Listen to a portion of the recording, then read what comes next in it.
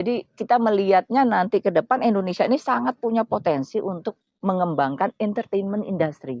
Di dalamnya ada film, kan Ya, ada musik, ada event, gitu. Entertainment industry seperti yang dilakukan oleh Korea kita Korea. pasti. Artinya bukan hanya Kementerian Pariwisata Iya, saja betul, kan? betul. Di sini ada peran Bappenas kan? Betul. Yang nggak optimal di mana sih Bu? Ayo Bu. Kadang-kadang mungkin ini, saya pikir niat udah sama. Niat sama, oke Ya, baik. tapi ketika pelaksanaan karena Oke.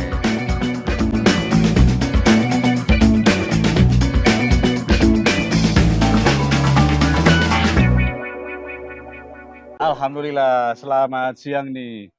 Ibu, ini kalau saya katakan kemarin saya sudah podcast bersama beberapa direktur-direktur dari Kementerian Pariwisata. Ada Pak Zulkifli Harahap, ada Pak Oni, ada Bu Hanifah. Sekarang saya langsung bawa Mbak Reksonya nih. Kalau kata orang Sunda gegeduk. Gegeduk itu artinya pimpinannya. Deputi Investasi dan Industri. Betul Ibu ya? Deputi Bidang Industri dan Investasi. Ibu Kiki atau nama panjangnya adalah Ibu Rizky Handayani.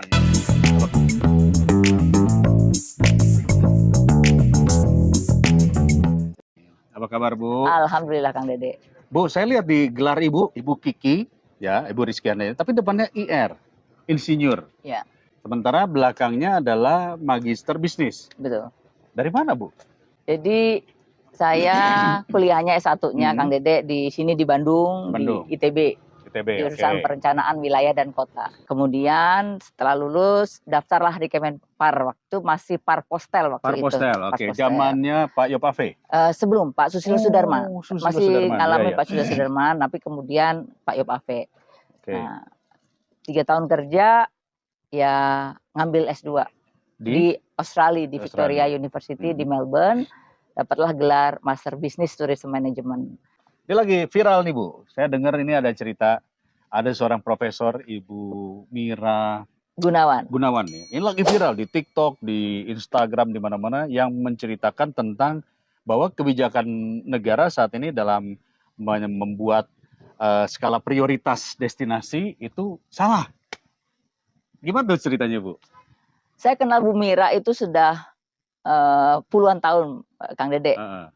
Saya panggil Kang Dede aja. Ya, Kang Dede aja, Kang Dede. Jadi beliau itu adalah yang menginspirasi saya untuk mengambil pariwisata. Jadi beliau ITB juga di ITB. Beliau itulah pencetus pertama adanya bidang pariwisata di ITB di planologi. Gitu. Dan beliau itu memang ya sebagai seorang dosen dan akademisi memang beliau melihatnya bagaimana sebenarnya perencanaan pariwisata itu secara ideal begitu.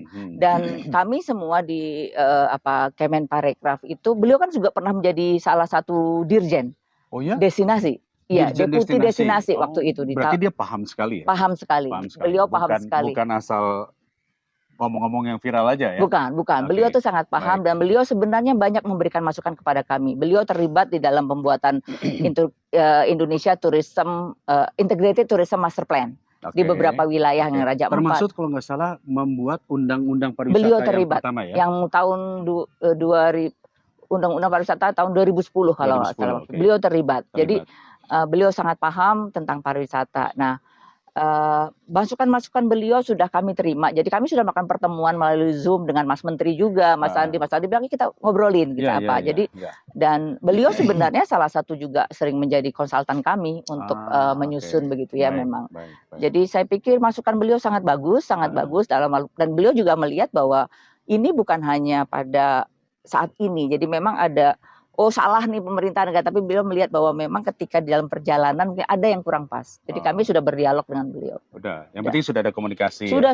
Jangan sampai karena kemudian diviralkan seolah-olah itu langsung jadi oposisi pemerintah. Enggak. Gitu. Enggak kan ya? Enggak. Beliau sangat paham dan beliau sangat paham bagaimana di pemerintahan begitu ya, dan beliau tahu bahwa ini sebenarnya bukan hanya Kemenparekraf, bahwa pariwisata itu multi stakeholder, multi sektor, infrastruktur gitu ya. Dan beliau juga sering sama Bappenas, jadi kami nggak ada masalah.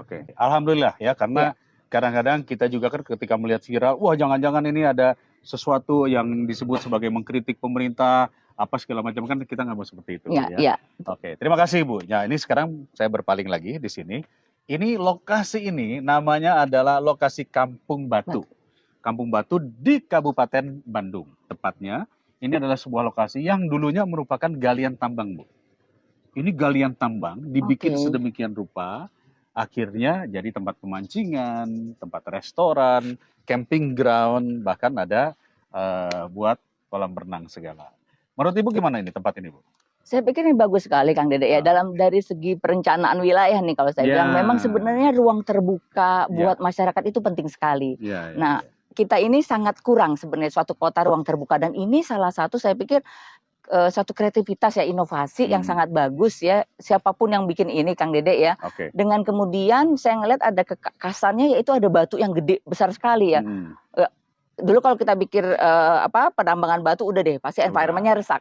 Tapi ternyata ini tidak gitu. Ini saya pikir satu inovasi yang sangat bagus, ruang terbuka buat masyarakat, di mana mungkin masuknya juga di sini nggak terlampau mahal kan Kang Dede. 10.000 kalau nggak salah. 10.000. Nah, ini benar-benar buat pelayan kepada masyarakat. Mungkin pemerintah daerah harus melihat ini untuk lebih memperbaiki ya, melihat ini sangat bagus untuk kepentingan masyarakat kalau saya bilang. Berarti ada kemungkinan investasi di sektor pariwisata masih bisa ditumbuhkan. Masih bisa ditumbuhkan. Kita ajak pemirsa untuk lihat-lihat dulu suasana Kampung Batu seperti apa. Nanti kita obrolin lagi tentang investasi pariwisata. Check it out.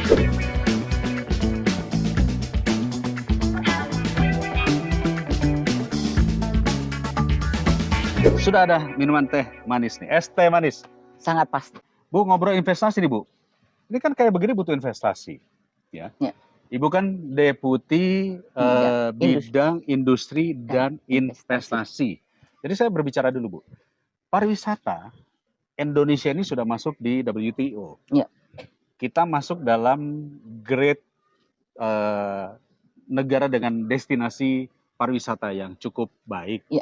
Kita pada posisi berapa sekarang, Bu? Kalau dari TTDI sekarang, Tourism Travel Destination Index, kita sekarang nomor 32, Pak. 32. Jadi naik 12 tingkat lah ya levelnya. Dulu sebelumnya kita 44, sekarang 32. Dan ini karena dari 172 negara 172 negara, ya. Berarti menunjukkan bahwa sebenarnya environment pengembangan pariwisata ini kita bagus. Jadi bagaimana kebijakan pemerintah, bagaimana sebenarnya mungkin naik di level connectivity dulu. Nah, kemudian promosi itu udah masuk. Jadi kita mudah-mudahan ke depan kita bisa lebih naik lagi nih. Nah, apa saja sebetulnya kalau misalnya kita berbicara investasi ataupun industri pariwisata itu sendiri, apa yang menjadi highlight kekuatan Indonesia dibanding negara-negara lain, dan apa yang menjadi kelemahan?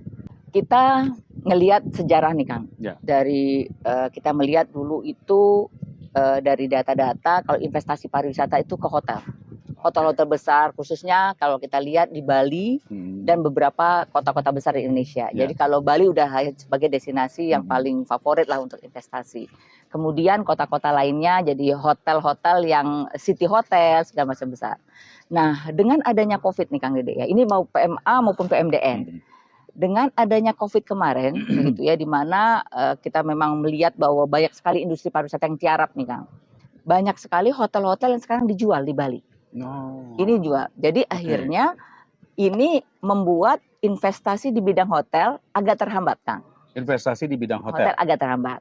Nah, kebijakan pemerintah untuk 5 DPSP, pengusaha super prioritas, kemudian destinasi super prioritas, ya kan, ada di 5 tempat. Ini juga sebenarnya mendorong bahwa pengembangan investasi pariwisata bisa di berbagai tempat.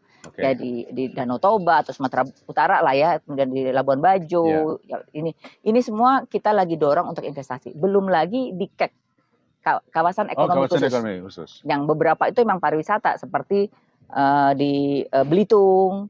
Kemudian ada lagi kek yang sekarang sudah sangat bagus di Lido, yang memang di swasta. Sukabumi. Lido Sukabumi. Oh, itu sudah dikekkan? Sudah dikek itu. Itu udah kek. Dan belum saya punya tanah, Bu, di situ, Bu. Wah, sangat. Itu bakal besar sekali Kang. Naik nih harganya. Nah, tapi kemudian kita juga lihat bahwa sebenarnya ada yang kurang kita perhatikan. Nah, saya ngeliat di kek Lido ini ada ya, bukan promosi ini ya. Jadi gini, ternyata sekarang itu banyak investasi di bidang atraksi wisata. Theme park itu ya. Ini yang sebenarnya saya lihat bahwa kita itu melihatnya selalu investasi besar-besar. Padahal sebenarnya investasi itu tidak harus yang besar, Kang. Jadi kalau kita tetap yang mendorong yang di KEK segala macam. Tapi kita juga harus mendorong investasi di bidang destinasi pariwisata, atraksi wisata. Oke. Saya kasih contoh, saat ini kalau di Jogja, di Jawa Barat banyak sekali masyarakat yang mengembangkan tempatnya sebagai destinasi wisata. Seperti ini, Kang. Ya. Ya, seperti ini. Kan kita kadang-kadang nggak ngelihat ini sebagai investasi. Betul. Kita ngelihat tiba-tiba ada aja masyarakat ada. Gitu Atau ya. muncul gitu Tiba-tiba muncul. Oke. Nah, padahal kalau pemerintah daerah melihat di mana ada tanah-tanah yang kurang dimanfaatkan, sebenarnya bisa dikelola untuk menjadi atraksi wisata.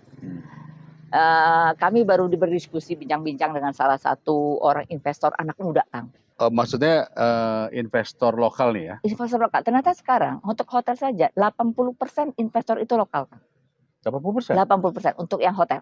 Oke. Nah, namanya brandnya bisa macam-macam, brandnya internasional tapi investornya. Jadi kami sekarang pendekatannya kalau boleh ini, pendekatannya ini ada dua, Kang. Satu PMA, satu PMDN kan. Ya, baik. Nah, PMA kami sedang bersama Menteri, Mas Menteri kan networknya juga cukup luas.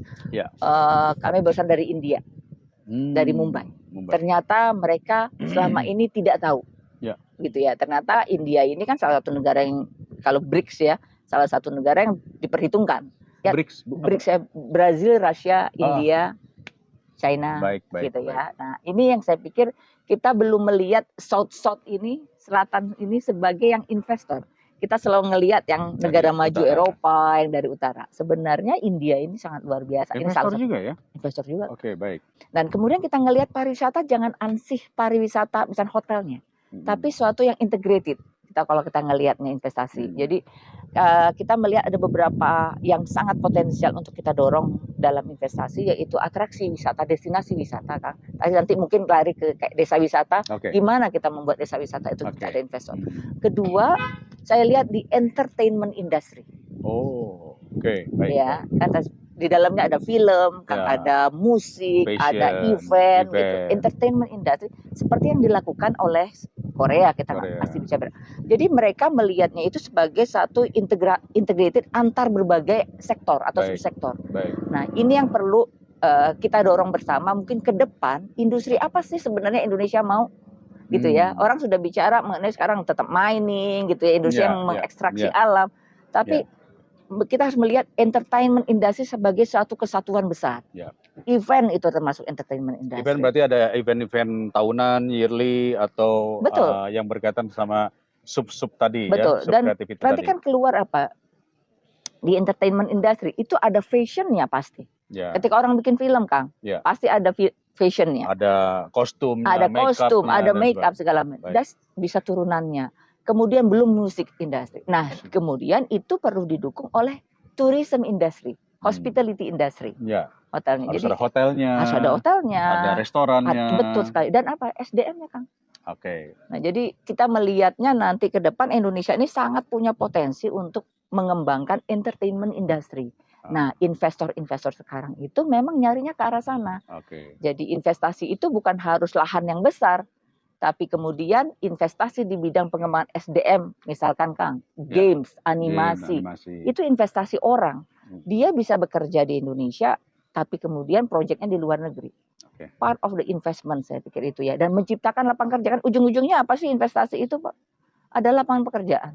Dan income. Ini yang saya pikir, dan pajak yang kita terima dari investasi tersebut. Jadi kami juga ingin mendorong, kami ingin berdiskusi sebenarnya dengan teman-teman lain dari sektor lain, bahwa kita ngelihat pariwisata atau ekonomi kreatif itu jangan lihat subsektor satu-satu, tapi kita ngelihat satu ekosistem besar, bahwa ini sebenarnya saling terkait. Pendidikan, edukasi, kan. Sport event adalah entertainment industry. Sportnya bukan sport tourism.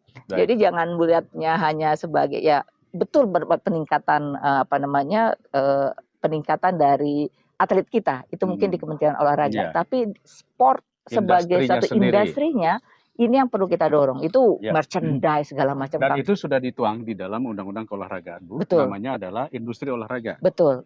Salah satunya tadi kan merchandise-nya. Betul. Kemudian ya ibaratnya kalau ada event-event itu ada festivalnya dan sebagainya. Nah, itu kita bisa, kalau kita bisa boleh kelompokkan menjadi entertainment industry ini. Jadi kalau ini bergerak kita ke arah sana, Kang, orangnya kita juga nambah meningkat, kapasitas dan infrastruktur juga bisa berkembang. Apa yang dilakukan pemerintah saat ini to synergize that, untuk mensinergikan itu sehingga apa yang tadi Ibu bilang tercapai? Kita kan punya slogan Indonesia Incorporated tuh Kang ya. Oke. Ya, jadi saya pikir sekarang yang memang perlu dilakukan selain satu, kita yang butuh adalah satu regulasi yang terintegrasi, gitu ya. Jadi ketika menyusun, mungkin mudah-mudahan nanti undang-undang pariwisata bisa disusun kembali ya Kang ya, bahwa kita melihat pariwisata ataupun ekonomi kreatif itu jangan melihat satu subsektor. Jadi kalau film saja, musik jangan. We need to see dia secara komprehensif. Nah, di situ kita butuhkan tadi ketika kita bicara pariwisata, kita butuh konektivitas. Berarti karena apa? Investasi di bidang pariwisata itu bedanya investasi kalau di bidang produk manufacture, Kang. Produknya itu dijual keluar. Pembelinya ada di luar. Kalau pariwisata, pembelinya yang harus kita bawa ke dalam. Berarti transportasi, aksesibilitas, connectivity yang dari luar itu perlu. Who is our target market? Satu internasional, satu lagi Nusantara, Kang. Betul. Nah, jangan lupakan nih Nusantara besar sekali nih. Betul. Berarti aksesibilitas kita perlu. Terus terkait dengan tadi Kementerian Keuangan, beberapa hal yang kita lihat dari negara-negara lain itu ketika kita bicara mengenai entertainment industry, bagaimana insentif pemerintah diberikan. Insentif itu baik yang bisa fiskal maupun non fiskal. Nah, ketika insentifnya fiskal ya, gitu ya, bagaimana Korea membuat suatu lembaga khusus untuk mendukung industri entertainment industry. Ada lembaga khusus. Ada. Apa namanya, Bu? Koika. Koika itu yang mendukung, untuk mendukung entertainment industri-nya.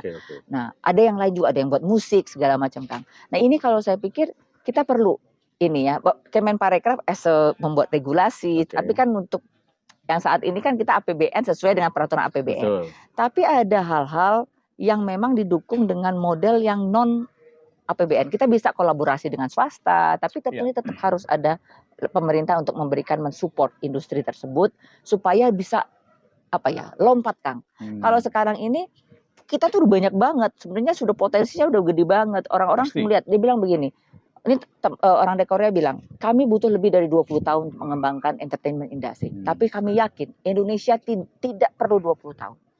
Anda dalam 10 tahun Anda bisa lompat, dia bilang. Karena kita punya talent yang udah luar biasa. Betul. Nah, jadi kembali kan ini ide yang disampaikan Ibu tadi sudah menjadi, katakanlah sudah menjadi visi misi daripada pemerintah, Kementerian Pariwisata, Ibu ya. Artinya ini sudah merupakan sebuah RPJM dari kita lagi memberi kementerian. masukan. Iya, kita ingin lagi memberi masukan kepada Bappenas di dalam RPJM. Nah, makanya itu yang saya mau tanyakan. Untuk mensinergikan dengan yang lain, ini perannya siapa, Bu? Jadi Bappenas. Bappenas ya. Bappenas sekarang sedang menyusun bahan-bahan masukan untuk RPJM ke depan. Jadi kami memang sedang berkoordinasi terus. Mereka menyampaikan apa sih sebenarnya. Kalau saya mengkaitkan dengan apa yang disebut oleh Profesor Mira tadi, bahwa perencanaan Indonesia terhadap kepariwisataan ini belum optimal. Artinya bukan hanya Kementerian Pariwisata saja, kan? Di sini ada peran Bappenas, kan? Betul. Yang nggak optimal di mana sih, Bu? Ayo, Bu. Kadang-kadang mungkin ini, saya pikir niat udah sama. Niat sama, baik. Tapi ketika pelaksanaan, karena berbeda kewenangan, terus fokus prioritas yang berbeda. Ini jadi kemudian ada yang tertinggal menurut saya. Sebenarnya yang perlu memang komunikasi dan kolaborasi. Kan Mas Menteri selalu bilang inovasi, adaptasi dan kolaborasi. Ini kolaborasi ini yang perlu kalau saya bilang. Presiden mengatakan bahwa tidak ada visi menteri. Nggak ada. Yang ada adalah visi presiden. Ini sudah sesuai dengan visi presiden belum? Saya yakin sudah. Sudah. Kalau presiden kan paling ngomongnya adalah saya ingin pariwisata harus menjadi inilah tulang punggung, kan kira-kira bahasa gitu ya. Tapi kan harus diterjemahkan. Siapa yang menerjemahkan? Kalau hanya tadi Menteri Pariwisata, dia sektornya pariwisata, infrastruktur, PUPR. Betul. Nah, ini kan Bappenas. Tapi kan Bappenas ini bekerja atas siapa yang melakukan fungsi pengawasan? Kemenko Marves kalau di kami. Kemenko Marves. Sudah ada belum di sektor Kemenko Marves instruksi bahwa kamu lakukan ini, kamu lakukan ini? Karena kalau saya lihat Kemenko Marves ini lebih kepada sektor-sektor infrastruktur ataupun pertambangan. Sudah sebenarnya. Jadi di Kemenko Marves itu ada hal-hal prioritas yang seperti 5 DPSP itu kan selalu dilihat. Oke. Ya, jadi bagaimana proses kemajuan dari 5 DPSP kan itu juga malah saat ini Kementerian PUPR tuh sangat sangat kuat di sana. Oke, tapi hanya di DSP, Bu. Di DSP. Di DSP saja. Tapi ini juga, jadi nanti ada tema-tema, misalkan wisata kesehatan kan. Oke. Kemudian wisata jelasin religi. sedikit, Bu. Wisata kesehatan ini maksudnya gimana? Oke. Bikin rumah sakit, misalnya di sebuah tempat yang mana orang dari seluruh dunia bisa datang ke sana kah atau bagaimana? Ada 2 hal pendekatan kalau sayang. Satu sebenarnya ekosistem dari wisata kesehatan satu. Itu yang sedang kami lakukan sejak tahun 2021. Bagaimana dari pihak, jadi pemerintah dalam hal ini Kementerian Kesehatan, Kementerian Pariwisata, Kemenkomarves, waktu itu kami ngobrol bareng semua ini. Kemudian dari segi asosiasi profesinya, kami dengan ID juga bicara begitu. Kemudian di situ termasuk ada asuransi, kemudian ada rumah sakit. Di situ ada rumah sakitnya juga, kita juga bicara dengan farmasi sebenarnya untuk bagaimana pelayanan rumah sakit di Indonesia itu bisa dipercaya.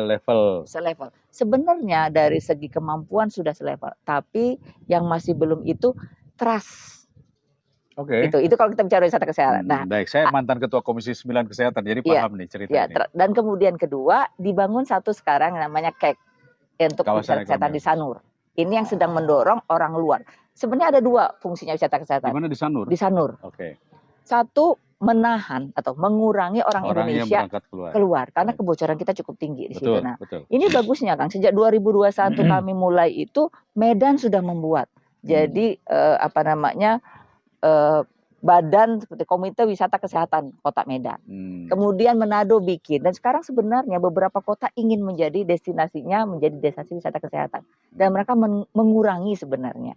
Nah, kita masih perlu jalan, masih proses. Gitu. Artinya masih pembenahan perlu ada ya. Jadi nanti itu selain yang tadi sifatnya location tadi DSP, tapi ada juga yang dikoordinir oleh Kemenkomarves itu adalah Indonesia Spice Up the World, mempromosikan kuliner Indonesia ke luar negeri, mengembangkan, mendorong bukanya ini. Ini sudah melakukan fungsinya, saya pikir yang itu melibatkan berbagai sektor. Kita harusnya kemana nih, Bu? Industri kreatif yang mendukung atau destinasi pariwisata location yang kita jual? Ini bisa 2. Makanya tadi ya kalau saya sih ngelihatnya harusnya terintegrasi. Ternyata pariwisata itu di dalamnya ada ekonomi kreatif. Karena udah berubah, marketnya sudah berubah. Mungkin dulu kalau kita bicara ini lokasinya, kamu nikmati saja alamnya, begitu kan. Tapi sekarang market kita kan lebih banyak yang milenial, Kang. Di mana dia itu ingin activities, dia pengen lebih tahu, berarti harus ada inovasi, harus ada kreativitas di situ di dalamnya.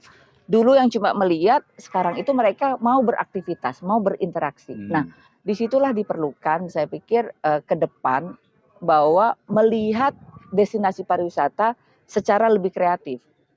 Ini sebenarnya saya ngelihat sebenarnya banyak inisiasi-inisiasi dari lokal. Masyarakat lokal yang membuat seperti ini, Kang. Jadi satu itu saya melihat mana dulu ini harus bersama-sama karena barang yang dijual nanti adalah barang hasil dari ekonomi kreatif juga. Dan who is our market? Kalau saya selalu melihatnya ketika kita mau membuka, siapa sih pasar yang akan kita marketnya kemana dulu? Marketnya kemana dulu? Karena ini mungkin akan berbeda perlakuan. Nah, jadi itu yang saya pikir teman-teman di pemerintah daerah juga memang nggak boleh bisnis as usual. Kita harus ngelihat sebenarnya siapa sih yang mau kita tangkap ini marketnya. Pertanyaan terakhir, Ibu. Kalau sudah melihat kayak begini kan, kalau nih di sini ada penonton saya yang mengatakan saya ingin menjadi pengusaha atau investor di bidang sektor pariwisata. Apa aja yang harus dimulai dan apa yang harus dilakukan? Kemana nyari dukungan pembiayaan? Pertama tentunya dia punya badan usaha tadi. Ya, dia punya WSS, dia kemana. Dan kemudian dia pengen tahu dulu nih ya sektornya apa saja yang sedang berkembang. Tentunya dia menganalisis sebenarnya ke daerah. Sebenarnya tadi kalau Kang kita bisa bilang desa wisata, sebenarnya itu perlu investasi, Kang. Gitu. Dan ada satu yang menarik sekarang, Kang, kalau saya ngelihat ya, ada satu model investasi berbasis masyarakat sebenarnya. Nah, ini lokasi-lokasi yang seperti ini sebenarnya tidak perlu investor yang besar-besar masuk. Bagaimana mungkin kooperasinya? Ini ya kalau kita bicara pembiayaan, ada koperasi, mungkin ada tadi Pokdarwis atau ada HIPI yang kemudian mengelola ini secara bersama-sama. Jadi ada investasi dari masyarakat untuk masyarakat. Jadi kalau menurut saya mengundang investor itu tidak harus mengundang dari luar. Ya, itu perlu untuk yang besar-besar yang kita butuh besar ini. Tapi kalau buat yang destinasi wisata untuk masyarakat, mulai saja dari investasi dari masyarakat. Jadi koperasi juga bisa, Bu, koperasi bisa. Daripada ibu-ibu arisan misalnya, bisa aja arisannya untuk mengelola pariwisata misalnya gitu ya. Banyak contohnya di Jawa ini di mana memang dikelola oleh masyarakat, dan saya pikir ini yang tadi ekonomi yang berbasis masyarakat, manfaatnya langsung masyarakat. Bantuan pemerintah sejauh mana? Jadi kami di Putih, kemudian di Putih saya ini ada bagian akses pembiayaan. Jadi ada yang kemudian kami bank and non bank gitu ya. Bank tentunya kita akan menghubungkan dengan bank ya, mau yang kalau UMKM biasanya sudah ada bank tertentu yang akan membantu, termasuk bank swasta ada juga. Dan yang non-banknya sekarang kami bekerja sama dengan security crowdfunding. Security crowdfunding. Jadi memang pembiayaan, dan di dalamnya ada yang equity, ada yang investor juga. Investor di dalamnya ada yang kemudian juga masyarakat boleh invest di sana. Jadi ada satu, misalkan lah aspek misalkan film. Film ada nggak yang mau investasi di film? Ada. Nah, Bapak kan gitu ya. Dia bikin Kang. Jadi kami kerjasama dengan beberapa dibilang perusahaan lah yang terdaftar di OJK, gitu ya. Jadi nanti dia promosikan. Ini ada film yang mau ini kan, siapa yang mau, dan dia invest di situ di security crowdfunding tersebut. Jadi tidak orang per orang, tapi bisa siapapun masuk ke dalam pot tersebut. Jadi ini ada model-model pembiayaan yang bagus yang perlu kita dorong juga, Kang. Tentunya harus dijaga ya ininya. Yang mengawasi siapa? OJK. Oh, OJK. Bukan Kemenpar. Kemenparekraf itu mempromosikan modelnya dan industri mana, tapi yang mengawasi adalah OJK. Baik, jadi buat teman-teman yang pengen invest di sektor ekonomi kreatif dan pariwisata, ternyata ada yang namanya security crowdfunding, ya ibaratnya udunan, itu bahasa Indonesianya udunan, masuk dalam satu pot dijaga oleh OJK. Bu Kiki, terima kasih banyak, Bu. Sama-sama, ini udah ngobrol-ngobrol ya. Memang kadang-kadang kalau kami di DPR kita lagi rapat ya, rapat kerja, rapat dengar pendapat, agak susah ngobrol dari hati ke hati seperti ini, Bu ya, karena terbatas, dan mudah-mudahan ini bisa pertanyaan-pertanyaan kalian netizen yang suka bertanya ke saya bisa terjawabkan dari cerita Ibu Kiki. Siap, dengan senang hati, Kang. Ya. Terima kasih ya, Bu ya, sama-sama, atas waktunya. Terima kasih banyak. Ya, teman-teman, terima kasih, dan kita akan melanjutkan kegiatan yang ada di belakang sana. Kita kabur dulu dari kegiatan, tapi yang jelas kita akan kembali lagi masih di Dede Yusuf on location dengan tokoh dan narasumber yang hebat-hebat. Terima kasih. Assalamualaikum warahmatullahi wabarakatuh.